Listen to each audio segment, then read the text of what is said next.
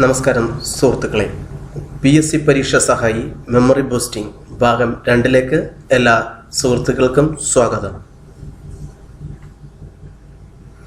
ചോദ്യം 1.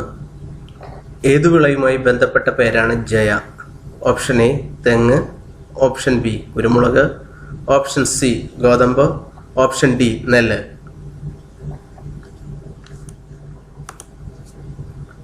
ഉത്തരം ഡി നെല്ല്. ഈ ചോദ്യത്തിൽ ജയ എന്നത് ഏതിനം വിള എന്നതാണ്. സാധാരണ കടയിൽ പോയി അരി വാങ്ങുന്ന മലയാളികൾക്ക് സുപരിചിതമായ പേരുകളാണ് ലളിത, സുരേഖ, സുലേഖ, ജയ എന്നിവ.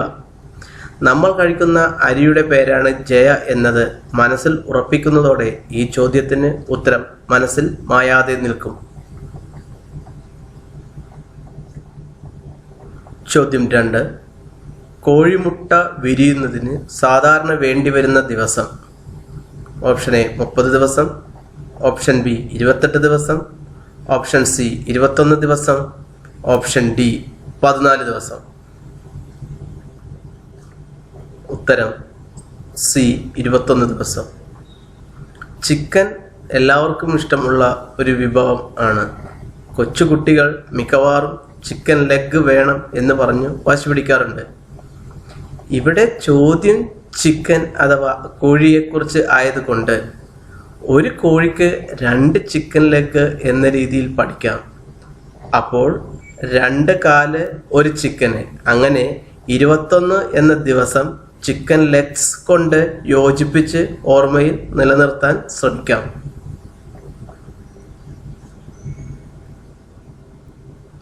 ചോദ്യം 3. കേരള കാർഷിക സർവകലാശാല സ്ഥിതി ചെയ്യുന്നത് എവിടെയാണ്? Option A Vellayani, option B Mattupetty, option C Kasaragod, option D Mannuthy.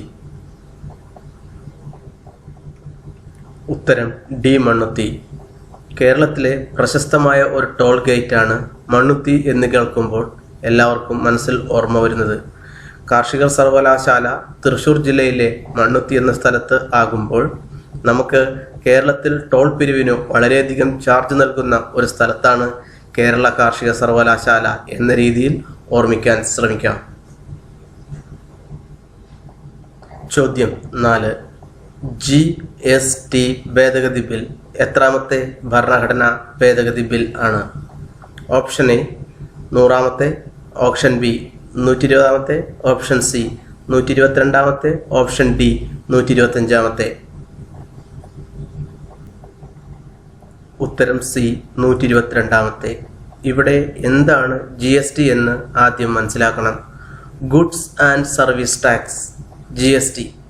ഇത് സെൻട്രലിൻ്റെയും സ്റ്റേറ്റ് ഗവൺമെൻറ്റിൻ്റെയും ഗുഡ്സ് ആൻഡ് സർവീസിൽ ഉള്ള എല്ലാ ഇൻഡയറക്റ്റ് ടാക്സ് എടുത്തു കളയുന്നു. ഇന്ത്യ മുഴുവൻ ഏകീകൃത ഡയറക്റ്റ് ടാക്സ് സമ്പ്രദായം നിലവിൽ വരുന്നു. GST ഇത് 3 അക്കം വരുന്നു. അപ്പോൾ ഉത്തരം 3 അക്കം ഉണ്ട് എന്ന് മനസ്സിലാക്കുക. ഏറ്റവും പുതിയ ഒരു ഭരണഘടനാ അമെൻമെന്റ് ആയതുകൊണ്ട് 100ന് മുകളിൽ ഉള്ളത് ആയിരിക്കാം എന്ന് ഓർമ്മയിൽ കൊണ്ടുവരിക. ലോക്സഭയിൽ പാസ്സായ GST ബിൽ രാജ്യസഭയിൽ പാസ്സാക്കിക്കൊണ്ട് 2016 മുതൽ പ്രാബല്യത്തിൽ വരുന്നതാണ്.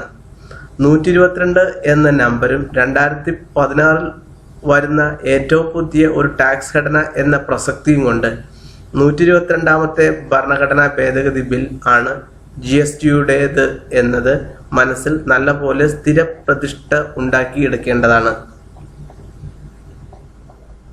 ചോദ്യം 5. കേരളത്തിൽ ആദ്യമായി വോട്ടിംഗ് യന്ത്രം ഉപയോഗിച്ചത് എവിടെയാണ്? Option A Thalassery, option B Paravur, option C Ponnani, option D Payyavoor.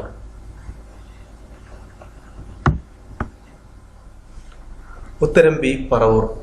ഈ ഉത്തരം ഓർത്തിരിക്കാൻ സുഹൃത്ത്.com അംഗങ്ങൾക്ക് എളുപ്പമാണ്. കാരണം സുഹൃത്ത്.com സൈറ്റിന്റെ സ്ഥാപകൻ ആയ ശ്രീ രതീഷ് ആർ മേനോന്റെ നാടാണ് പറവൂർ. ഇലക്ട്രോണിക് മേഖലകളിൽ പ്രാവീണ്യം നേടിയ രതീഷിന്റെ നാടായ പറവൂരിൽ തന്നെ ഇലക്ട്രോണിക് വോട്ടിംഗ് മെഷീൻ ആദ്യമായി ഉപയോഗിച്ചത് തികച്ചും അനുയോജ്യമായി മാറിയിരിക്കുന്നു. 1982 നിയമസഭാ തെരഞ്ഞെടുപ്പിൽ പറവൂരിലെ 50 പോളിംഗ് സ്റ്റേഷനിൽ ആണ് വോട്ടിംഗ് യന്ത്രം ആദ്യമായി ഉപയോഗിച്ചത്.